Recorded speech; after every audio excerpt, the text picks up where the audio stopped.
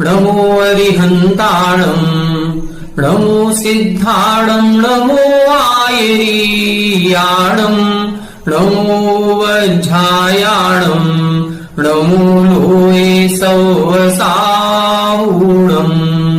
मोक्षमार्गस्य नेतारं वेत्तारं कर्मभूभृतां ज्ञातारं विश्वतत्त्वानां वंदे तत्गुणलब्धये। 1008 श्री मूलनायक आदिनाथ भगवान की जय। द्वासांग जिनवाणी माता की जय। आचार्य श्रेष्ठ आचार्य गुरुवर श्री 108 पूज्यपाद स्वामी महाराज की जय। आचार्य श्रेष्ठ आचार्य गुरुवर श्री 108 विद्यासागर जी महाराज की जय। जगत पूज्य निर्यापक श्रमण मुनि पुंगव श्री 108 सुधा सागर जी महाराज की जय।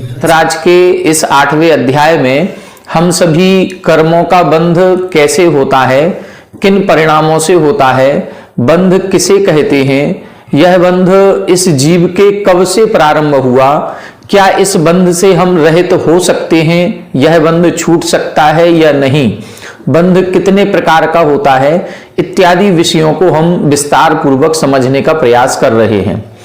पूर्व कक्षाओं में हमने इन सभी विषयों पर थोड़ी थोड़ी चर्चा की थी, जिसमें बंध के कारण बताए गए थे, बंध की परिभाषा बताई गई थी, और फिर कल की कक्षा में हमने बंध के 4 प्रकार के भेद समझे थे। बंध 4 प्रकार का होता है: प्रकृति बंध, स्थिति बंध, अनुभाग बंध और प्रदेश बंध। इन चारों में से 2 बंध, प्रकृति और प्रदेश बंध, योग से होते हैं और स्थिति अनुभाग बंध कसाय से होता है। चारों की परिभाषा को हमने समझा था। जब भी हम कोई भी कर्मों को ग्रहण करते हैं तो उन कर्मों का जो भी एक क्वांटिटी या परमाणुओं की संख्या को हम ग्रहण करेंगे, तो जो वो क्वांटिटी है, कितने परमाणुओं को हमने ग्रहण किया, उसको हम प्रदेश बंध कहते हैं। अब जो वो परमाणु हमने ग्रहण किए हैं, वो परमाणुओं में कोई ना कोई स्वभाव आएगा। वो स्वभाव 8 प्रकार का होता है, जिनको हम 8 प्रकार का कर्म कहते हैं। जो परमाणु, मान लो हमने अनंतानंत परमाणु लिए, तो कुछ परमाणु ज्ञान को ढकेंगे, कुछ परमाणु दर्शन गुण को ढकेंगे, कुछ परमाणु सुख दुख का वेदन कराएंगे, कुछ परमाणु हमें 7 तत्वों का या जीव के वास्तविक स्वरूप का या सच्चे देवसास गुरु का श्रद्धान नहीं होने देंगे, कुछ परमाणु हमारे शरीर आदि की रचना करेंगे, कुछ परमाणु हमें उच्च नीच गोत्र में उत्पन्न कराएंगे। तो ये जो स्वभाव उन परमाणुओं में आ जाता है, इसको हम प्रकृति बंध कहते हैं। अब ये जो स्वभाव उन परमाणुओं में आया है, उन परमाणुओं में यह स्वभाव कब तक रहेगा, कब तक वह इस स्वभाव से च्युत नहीं होंगे, उसको हम कहेंगे स्थिति बंध। मान लो कि 1 लाख परमाणुओं में ज्ञान को ढकने की शक्ति या स्वभाव प्राप्त हुआ था। अब वह स्वभाव जो उन परमाणुओं में आया है, ये कब तक हमारे ज्ञान को ढकेंगे, मान लो 100 वर्ष तक ढकेंगे, तो 100 वर्ष की स्थिति जो है उसको हम स्थिति बंध कहेंगे। 100 वर्ष के बाद क्या होगा, ये जो कर्म परमाणु हैं, ये कर्म परमाणु वापस कार्मण वर्गणा रूप हो जाएंगे। हमारे कसाय भाव को प्राप्त करके कार्मण वर्गणा कर्म रूप हुई थी, अब जैसे ही अपना फल दे देंगे, तो ये जो कर्म परमाणु हैं वापस आत्मा से संबंध को छोड़ देंगे और कार्मण वर्गणा रूप हो जाएंगे। तो जब तक इन्होंने इस स्वभाव को नहीं छोड़ा, तब तक की स्थिति को हम स्थिति बंध कहते हैं। और जब ये परमाणु अपना फल देते हैं, तो उसकी जो अनुभाग शक्ति होगी, उसके फल देने की जो शक्ति होगी, वो सुख देंगे तो कितना देंगे, दुख देंगे तो कितना देंगे, बस ये जो शक्ति प्राप्त होती है, इस शक्ति को हम अनुभाग बंध कहते हैं। ये चारों प्रकार का जो बंध है, वो एक साथ एक ही समय में हो जाता है। ऐसा नहीं है कि अलग अलग समयों में ये सारी चीजें होती होंगी, नहीं, एक बार हमने जो एक परिणाम किया है उस एक परिणाम से चारों चीजें एक साथ होंगी।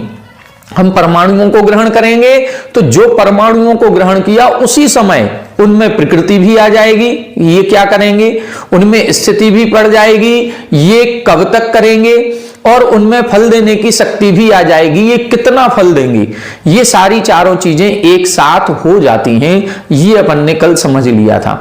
अब इस अध्याय में इन्हीं चारों प्रकार के बंधों का विस्तार पूर्वक वर्णन आएगा।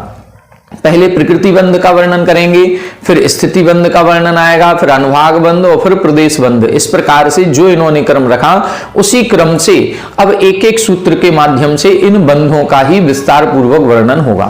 तो आइए सबसे पहले प्रकृति बंध को समझते हैं। प्रकृति बंध की परिभाषा अपन ने समझ ली, अब उसके भेद कितने होते हैं, उनका क्या स्वरूप है, इसको आगे के सूत्रों में बता रहे हैं। पेज नंबर 296 पर उत्थानिका 737 सूत्र नंबर 4। तत्र आद्यस्य प्रकृति बंधस्य भेद प्रदर्शनार्थम आह। अब यहां पर आद्यस्य प्रकृति बंधस्य, जो पहला प्रकृति बंध है उसके भेद प्रदर्शनार्थम, उसके भेद बताने के लिए अगला सूत्र कह रहे हैं। आद्यो ज्ञान दर्शनावरण वेदनीय मोहिनी आयुर्नाम गोत्रांतरायाः। आद्यो ज्ञान दर्शनावरण वेदनीय मोहिनी आयुर्नाम गोत्रांतरायाः। यहां बता रहे हैं आद्यो, आद्यो का मतलब पहला, पहला बंध जो है वो प्रकृति बंध। तो जो प्रकृति इन्होंने बताई थी, स्वभाव जिसको कहा था, वो स्वभाव कितने प्रकार का होता है वह प्रकार इधर बता रहे हैं कि जो कर्म परमाणु हम ग्रहण करते हैं उन कर्म परमाणुओं में ये 8 प्रकार का स्वभाव आ जाता है। ये 8 प्रकार का स्वभाव कौन कौन सा है? ज्ञान दर्शनावरण, आवरण शब्द को दोनों में जोड़ेंगे, ज्ञानावरण दर्शनावरण, फिर वेदनीय मोहिनीय आयु नाम गोत्र और अंतराय। इन 8 का क्या स्वभाव होता है इसको हमने पूर्व सूत्र की टीका में पढ़ लिया था, जब इन्होंने स्वभाव बताया था कि निम्बस्य का प्रकृति ही, गुडस्य का प्रकृति ही तथा ज्ञानावरणस्य का प्रकृति ही, इस इत्यादि प्रकार से 8 कर्मों का स्वभाव इधर इन्होंने बता दिया था।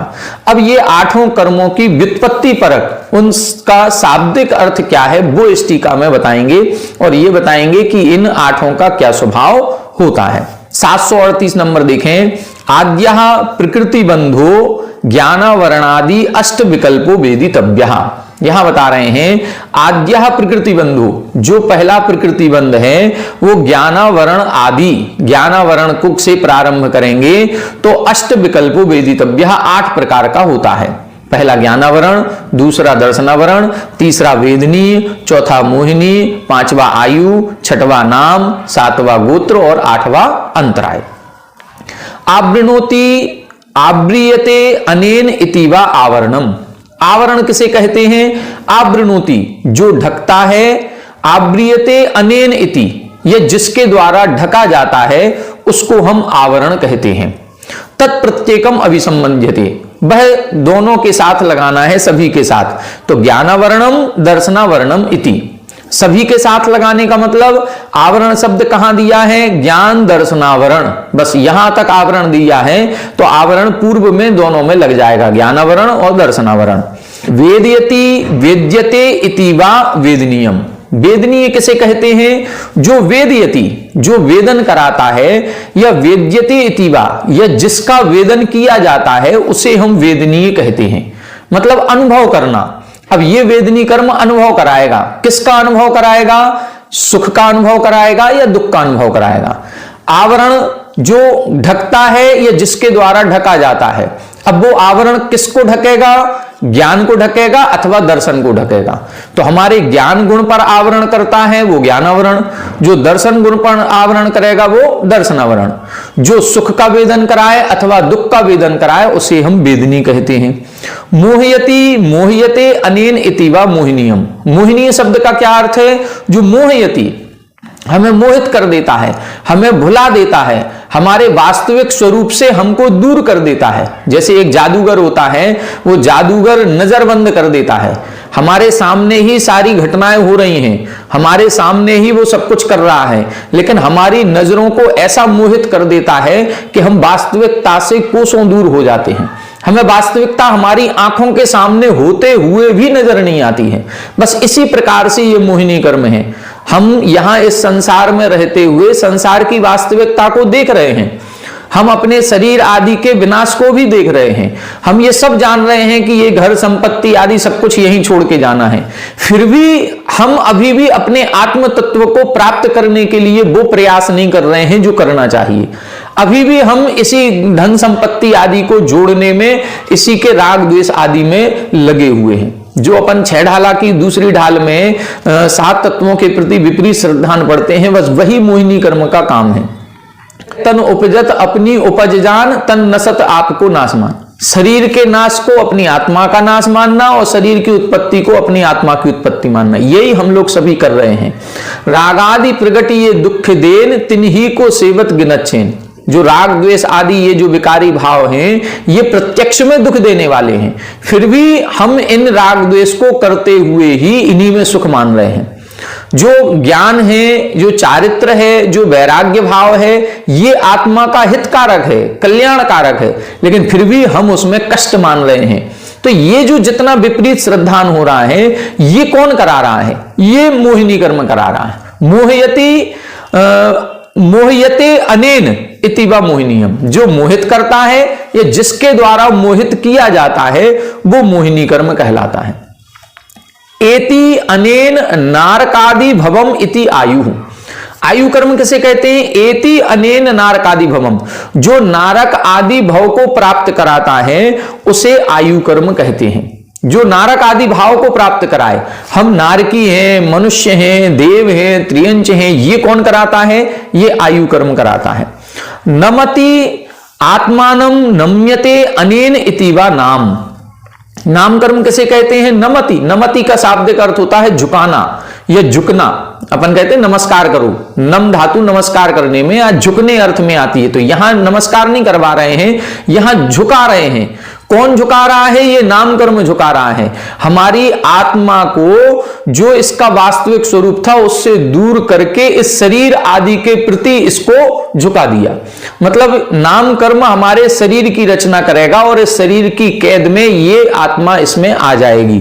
तो ये जो नमति नम्यते अनेन इति वा नाम, ये नाम कर्म हो गया। उच्चैः नीचैश्च गूयते शब्द्यते इति वा गोत्रम। जो उच्च और नीच, गूयते या शब्द्यते, जो उच्च कहा जाता है या नीच कहा जाता है या निम्न कहा जाता है, उसको हम गोत्र कहते हैं। ये उच्च जाति का है, ये निम्न जाति का है।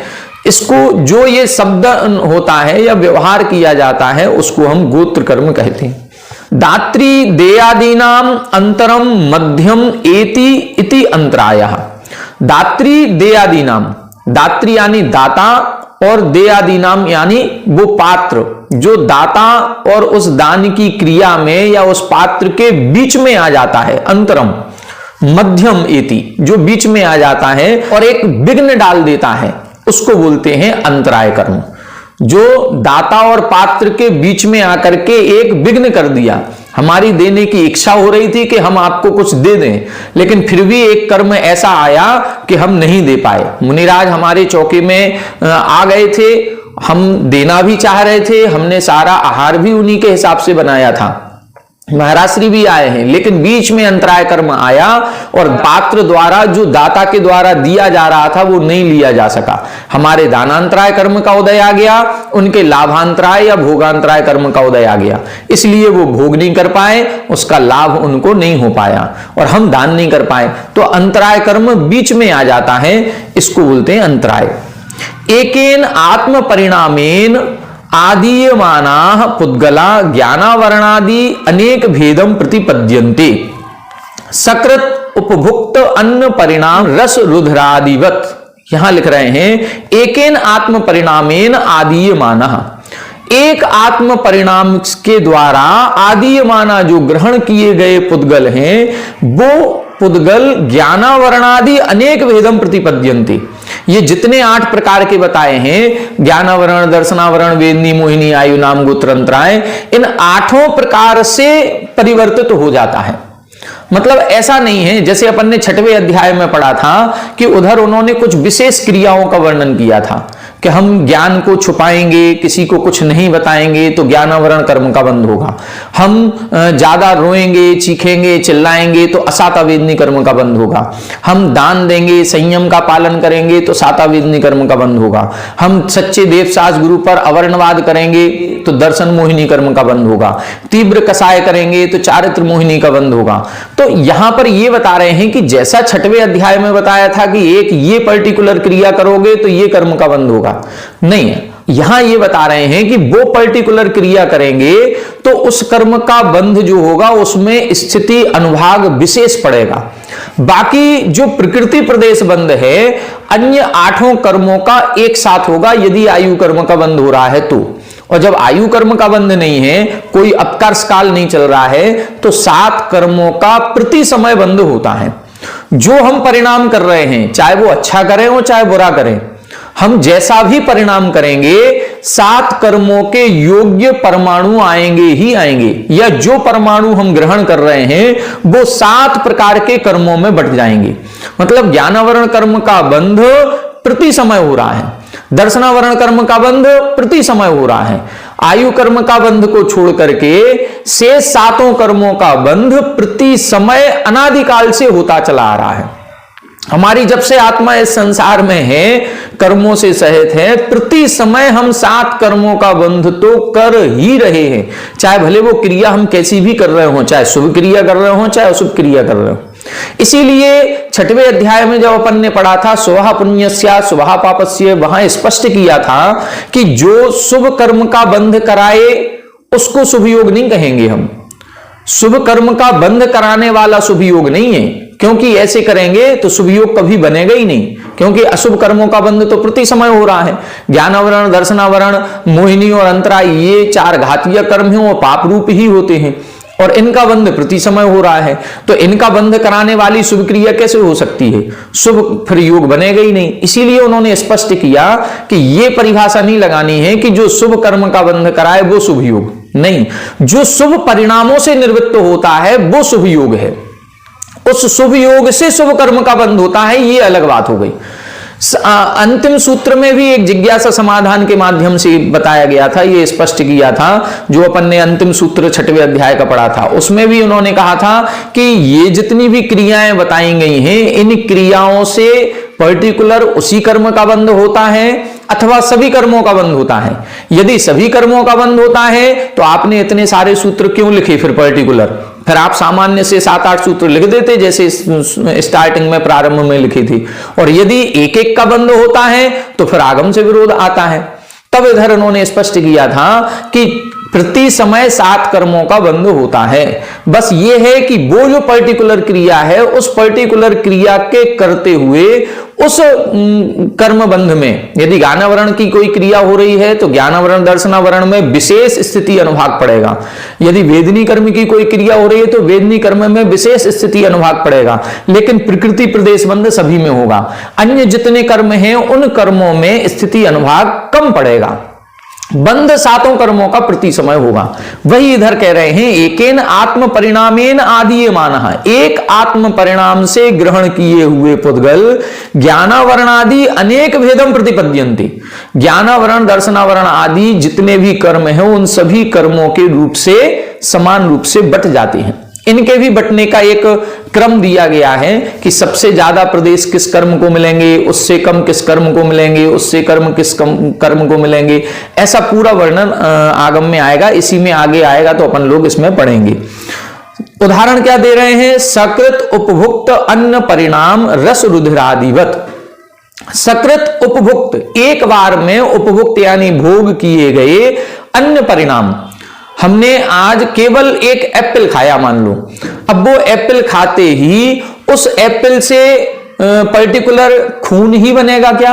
नहीं, या हड्डी ही मजबूत होंगी? नहीं। या हमारा मांस आदि पुष्ट होगा? नहीं। उससे खून भी बनेगा, उससे हड्डी भी बनेगी, उससे मांस भी बनेगा, उससे रस, मज्जा, वीर्य आदि ये जितनी 7 धातुओं से हमारा शरीर बनता है वो सारी चीजें बनेंगी। हम जो रोटी खा रहे हैं उस रोटी के द्वारा, वह रोटी जब हमारे शरीर में जाती है और उससे जो रस निकलता है उस रस के द्वारा 7 प्रकार की चीजें बनेंगी। उससे रस, रुधिर आदि सब कुछ बनेगा। ऐसा नहीं है कि हम केवल कैल्शियम की कोई चीज खाएंगे तो उससे केवल हड्डी मजबूत होंगी और कोई चीज मजबूत नहीं होगी, या हम कोई पर्टिकुलर कोई आयरन वाली चीज खाएंगे तो उससे ही खून बनेगा। नहीं, हमारा खून और हड्डियां ये सभी चीजें, सभी प्रकार के तत्व उस रोटी में पाए जाते हैं।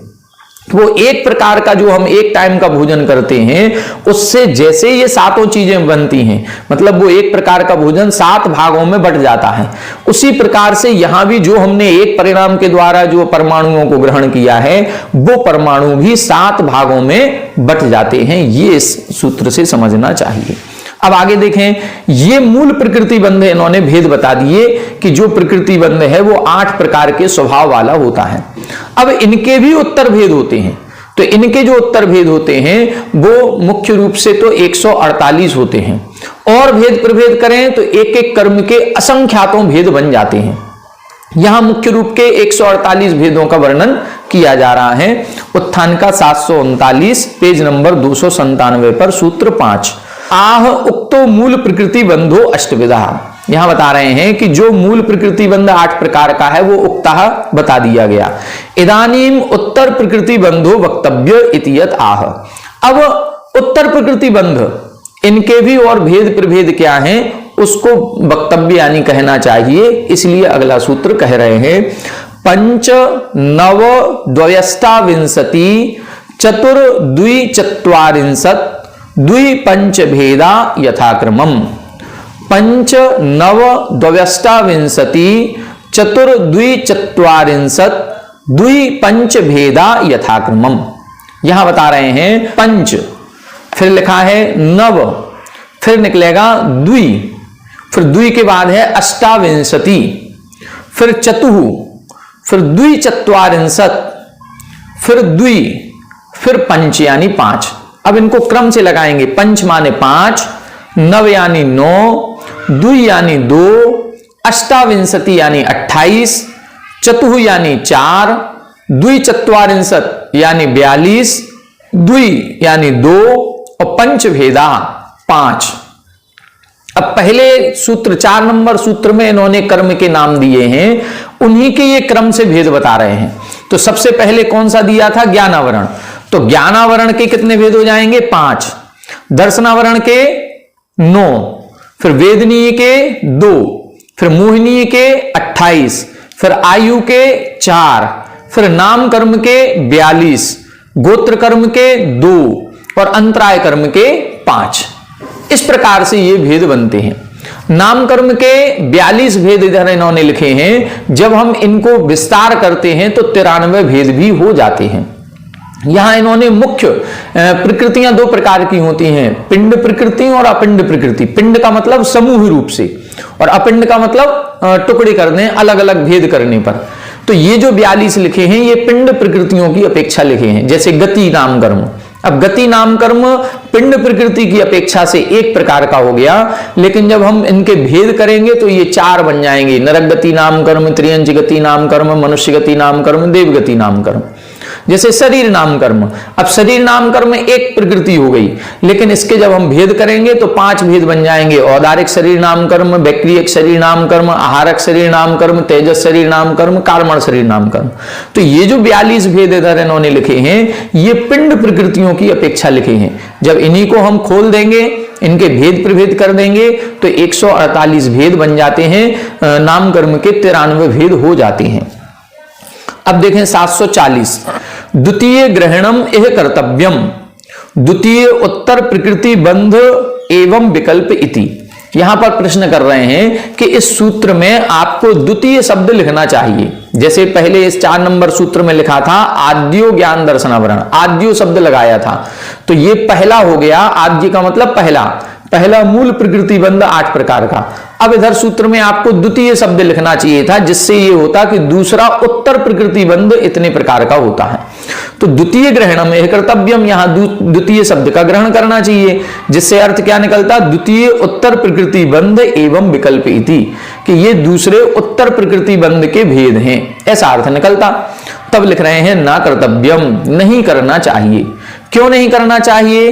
पारिशेष्यात् सिद्धे, पारिशेष न्याय के कारण से यह सिद्ध हो जाता है। पारिशेष न्याय किसे कहते हैं? कि जो शेष बचा है वो अपने आप उसका भावार्थ ग्रहण हो जाता है। जैसे मान लो एक क्लास में 10 बच्चे बैठे थे और हमने कहा 2 बच्चे आगे वाले ये दोनों उठ करके बाहर आ जाओ, इसका मतलब है शेष 8 वहीं बैठे रहेंगे। अब हमने ये नहीं कहा कि 8 यहीं बैठो, हमने तो क्या कहा, 2 बच्चे खड़े हो जाओ, बाहर आ जाओ। इसका मतलब क्या निकला? मतलब ये निकला है कि बाकी 8 को यहीं बैठना है। इसको बोलते हैं पारिशेष न्याय। पारिशेष न्याय का मतलब है एक सेंटेंस कहेंगे, दूसरा सेंटेंस अपने आप उसका अर्थ निकल आएगा। तो इधर बता रहे हैं कि यहां पर भी द्वितीय शब्द का ग्रहण नहीं करना चाहिए। क्यों नहीं करना चाहिए? उसका उत्तर यहां दे रहे हैं कि पारिशेष न्याय से ये अपने आप ही सिद्ध हो जाता है कि ये उत्तर प्रकृति बंध है। कैसे सिद्ध हो गया?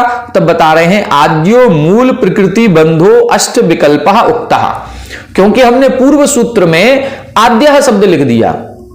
यदि हम आद्यः शब्द नहीं लिखते तो फिर इधर द्वितीय लिखना पड़ता, लेकिन चूंकि पहले सूत्र में हमने आद्यः लिख दिया कि प्रथम मूल प्रकृति बंध 8 प्रकार का है, इससे अपने आप यह सिद्ध हो गया कि ये दूसरे उत्तर प्रकृति बंध के भेद हैं। ततः पारिशेष्यात् अयम उत्तर प्रकृति विकल्प विधिर भवति, तथा इस कारण से पारिशेष्यात्, पारिशेष न्याय से अयम उत्तर प्रकृति विकल्प विधिर भवति, ये उत्तर प्रकृति बंध के भेद हैं, ये अपने आप सिद्ध हो जाता है। इसलिए द्वितीय शब्द की ग्रहण करने की कोई आवश्यकता नहीं है। भेद शब्द पंचादिभिः यथाक्रमम अभिसंबध्यते, जो सूत्र में भेद शब्द लिखा है, भेदा यथाक्रमम, तो भेद शब्द को सभी के साथ लगा देना चाहिए। जो पंचादि क्रियाएं वो संख्यावाची शब्द लिखे हैं इन सब के साथ लगेगा। जैसे पंचभेद, नवभेद, द्विभेद, अष्टाविंशति भेद, चतुर्भेद, द्विचत्वारिंशत् भेद, द्विभेद, पंचभेद, ऐसे ये भेद शब्द सभी के साथ लगेगा। जैसे इधर उन्होंने लिख दिया पंचभेदम ज्ञानावर्णीयम, ज्ञानावर्णी कर्म के 5 भेद, 9 भेदम दर्शनावर्णीयम, 9 भेद किसके हैं? दर्शनावर्णी कर्म के, द्विभेदम वेदनीयम, वेदनी कर्म के 2 भेद, अष्टाविंशति भेदम मोहिनीयम, मोहिनी कर्म के 28 भेद, चतुर्भेदम आयु, आयु कर्म के 4 भेद, द्विचत्वारिंशत् भेदम नाम, नाम कर्म के 42 भेद, द्विभेदम गोत्रम, गोत्र कर्म के 2 भेद, पंचभेदो अंतराय इति, और अंतराय कर्म के 5 भेद। इस प्रकार से यहां पर इन्होंने उत्तर प्रकृति बंध के भेद बता दिए। अब इधर आगे देखें, ज्ञानावरण कर्म के 5 भेद कौन कौन से हैं वो बता रहे हैं। 741, यदि ज्ञानावरणम पंचभेदम तत्प्रतिपत्ति ही उच्चताम इतियत आह, यदि ज्ञानावरण कर्म के 5 भेद हैं तो वो 5 भेद कौन कौन से हैं, अब उसका व्याख्यान करना चाहिए। सूत्र लिखा, मति श्रुतावधि मनः पर्यय केवलानाम, मति श्रुतावधि मनः पर्यय केवलानाम। यहां बता रहे हैं ये जो ज्ञानावरण कर्म है ये 5 प्रकार का होता है। मति ज्ञानावरण, श्रुत ज्ञानावरण, अवधि ज्ञानावरण, मनः पर्यय ज्ञानावरण और केवल ज्ञानावरण। 742 नंबर देखें, मत्यादीनि ज्ञानानि व्याख्यातानि, मति आदि जो ज्ञान है इनका वर्णन हम कर चुके हैं। कहां कर चुके? पहले अध्याय में इन 5 प्रकार के सम्यक ज्ञानों की परिभाषा बताई गई थी। तेषाम आवृते आवरण भेदो भवति इति पंच उत्तर प्रकृतियो वेदितव्याः। तेषाम आवृते, उन 5 प्रकार के ज्ञानों पर जो आवरण करता है वो आवरण के भेद से भवति पंच उत्तर विकल्पः, मतलब उस 5 ज्ञानों पर आवरण करने के कारण से ज्ञानावरण कर्म भी 5 प्रकार का हो गया। मतलब पहला मति ज्ञान आवरण किसे कहेंगे? जो मति ज्ञान पर आवरण करता है वो मति ज्ञान आवरण, जो श्रुत ज्ञान को ढकता है वो श्रुत ज्ञान आवरण, जो अवधि ज्ञान नहीं होने देता वो अवधि ज्ञान आवरण, जो मनःपर्यय ज्ञान पर ढकता है या उस पर आवरण करता है उसे मनःपर्यय ज्ञान आवरण, और केवल ज्ञान को ढकने वाला कर्म केवल ज्ञान आवरण कहलाता है। तो ऐसे 5 प्रकार का आवरण हो जाने से ये ज्ञान आवरण कर्म भी 5 प्रकार का हो गया। अब इधर प्रश्न कर रहे हैं, अत्र च उद्यति अभव्यस्य मनःपर्यय ज्ञान शक्ति केवल ज्ञान शक्तिश्च स्याद् वा न वा। प्रश्न कर रहे हैं जो अभव्य जीव है उसके मनःपर्यय ज्ञान की शक्ति और केवल ज्ञान की शक्ति होती है अथवा नहीं होती, क्योंकि यह कहा जाता है कि अभव्य जीव वह है जो सम्यक दर्शन प्राप्त नहीं कर सकता और भव्य वो है जो सम्यक दर्शन प्राप्त कर सकता है। तो अभव्य जीव के जब सम्यक दर्शन प्राप्त नहीं होगा तो मनःपर्यय ज्ञान कैसे होगा? क्योंकि वो तो मुनि बनने पर ही होता है, वो भी 6वें गुण स्थान में। केवल ज्ञान 13वें 14वें गुण स्थान में होता है। तो प्रश्न इन्होंने लिखा कि अभव्य जीव के ये मनःपर्यय ज्ञान शक्ति और केवल ज्ञान शक्ति होती है अथवा नहीं होती। दूसरा प्रश्न कर रहे हैं, यदि स्यात् तस्य अभव्यत्व अभावा, यदि ये ज्ञान शक्ति ये दोनों प्रकार की होती है तो फिर अभव्यत्व अभावा, फिर तो अभव्यपने का अभाव हो गया। यदि अभव्य जीव के भी मनःपर्यय ज्ञानावरण है, अभव्य जीव के भी केवल ज्ञानावरण है, तो इसका मतलब है उसके मनःपर्यय ज्ञान शक्ति है तभी तो उस पर आवरण हो रहा है, उसके केवल ज्ञान शक्ति है तभी तो उस पर आवरण हो रहा है। यदि उसके है तो फिर अभव्यपने का अभाव हो जाएगा, फिर वो अभव्य कैसे हो गया? यदि उसके मनःपर्यय ज्ञान शक्ति और केवल ज्ञान शक्ति है तो फिर अभव्य क्यों कह रहे हैं उसको?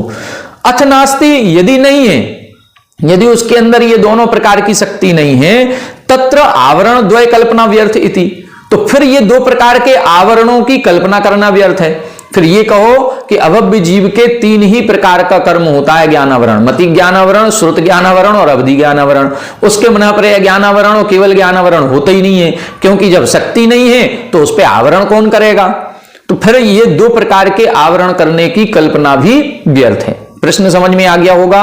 यदि अभव्य जीव के ये दोनों प्रकार की शक्ति है तो फिर वो अभव्य नहीं हुआ, और यदि ये दोनों प्रकार की शक्ति नहीं है तो 2 प्रकार का आवरण नहीं होना चाहिए। अब उत्तर दे रहे हैं, उच्यते आदेश वचनात् न दोषः, आगम का जो आदेश वचन है इसलिए उसमें कोई दोष नहीं है। क्या आदेश वचन है? द्रव्यार्थ आदेशात मनःपर्यय केवल ज्ञान शक्ति संभवः। यहां बता रहे हैं द्रव्यार्थ आदेशात, मतलब द्रव्यार्थिक नय की दृष्टि यदि हम लगाएंगे तो मनःपर्यय ज्ञान शक्ति और केवल ज्ञान शक्ति संभव है। द्रव्य दृष्टि से लगाएं हम, जो द्रव्य है, जीव द्रव्य है, ऐसा कोई द्रव्य नहीं जिसके केवल ज्ञान शक्ति या मनःपर्यय ज्ञान शक्ति ना हो। तो द्रव्य दृष्टि से तो यह संभव है। पर्यायार्थ आदेशात तत्शक्ति अभाव, और पर्याय दृष्टि से यदि हम देखेंगे तो उन दोनों प्रकार की शक्ति का अभाव है।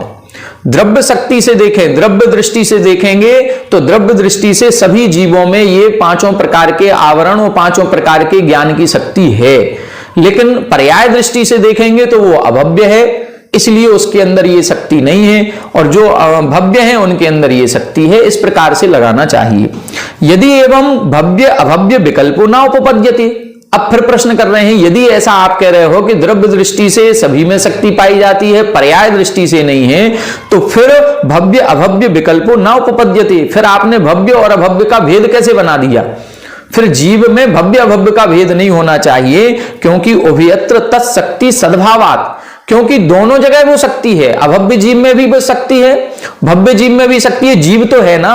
और जब द्रव्य दृष्टि से दोनों प्रकार की शक्ति है तो फिर द्रव्य दृष्टि से तो अभव्य भी द्रव्य है, जीव द्रव्य है, और भव्य भी जीव द्रव्य है, तो उसमें दोनों प्रकार की शक्ति है। तो फिर भव्य अभव्य का ये भेद आपने क्यों किया? फिर ये भेद करने की कोई आवश्यकता नहीं थी। तब उत्तर दे रहे हैं, न शक्ति भाव अभाव अपेक्षया भव्य अभव्य विकल्प इति उच्यते। शक्ति के सद्भाव और अभाव की अपेक्षा से भव्य अभव्यपना नहीं है। क्या कह रहे हैं? उत्तर दे रहे हैं कि शक्ति के सद्भाव और अभाव की अपेक्षा से यह भव्य अभव्यपना नहीं है। कि जिसके केवल ज्ञान शक्ति है इसलिए ये भव्य है, इसके केवल ज्ञान शक्ति नहीं है इसलिए अभव्य नहीं। शक्ति तो सभी जीवों में पाई जाती है, एक भी जीव ऐसा नहीं है जिसके अंदर मन प्रय ज्ञान शक्ति या केवल ज्ञान शक्ति ना हो। किम तरही, फिर किस कारण से भव्य अभव्यपना है? तब लिख रहे हैं व्यक्ति सद्भाव असद्भाव अपेक्षया। उस केवल ज्ञान शक्ति की व्यक्ति कौन कर पाएगा? केवल ज्ञान की शक्ति अभव्य जीव के भी है और भव्य जीव के भी है। अंतर केवल इतना है कि जो भव्य जीव के है वो उस केवल ज्ञान को प्रकट कर लेगा, उसको व्यक्त कर लेगा, लेकिन अभव्य जीव उसको प्रकट नहीं कर पाएगा। तो व्यक्ति की अपेक्षा से ये भव्य अभव्य का कल्पना या भेद किया गया है, शक्ति की अपेक्षा से भव्य अभव्यपने का कोई भेद नहीं है। सम्यक दर्शनादि व्यक्ति यस्य भविष्यति स भव्यः। देखो भव्य की परिभाषा बता रहे हैं, बहुत अच्छे से समझ लें। भव्य कौन है? सम्यक दर्शन आदि व्यक्ति ही, जिसके सम्यक दर्शन आदि की व्यक्ति हो जाती है, जो सम्यक दर्शन प्राप्त कर ले, सम्यक ज्ञान प्राप्त कर ले, सम्यक चारित्र प्राप्त कर ले, कर्मों को क्षय कर ले, मोक्ष मार्ग पर चल जाए, वो कहलाएगा भव्यः। और यस्य तु ना भविष्यति सो भव्यः, और जिसके ये सम्यक दर्शन ज्ञान चारित्र प्राप्त करने की शक्ति नहीं है सो वो अभव्य कहलाएगा। मतलब जो सम्यक दर्शन को प्रकट कर सके, जो कर्मों का क्षय कर सके, जो केवल ज्ञान को उत्पन्न कर सके, यह सामर्थ्य जिसके अंदर है, जो ये कर सकता है, जो व्यक्त कर लेता है वो भव्य है, जो व्यक्त नहीं कर पाता है वो अभव्य है। इस प्रकार से इधर इन्होंने ज्ञानावरण कर्म के 5 भेदों का वर्णन कर दिया। अब दर्शनावरण कर्म के 9 भेद कौन से हैं, वेदनी कर्म के 2 भेद कौन से हैं, इसको आगे आने वाले सूत्रों में अपन आगे की कक्षा में पढ़ेंगे। आज इतना ही। आप सभी हमारे साथ बने रहें। सभी को जय जय।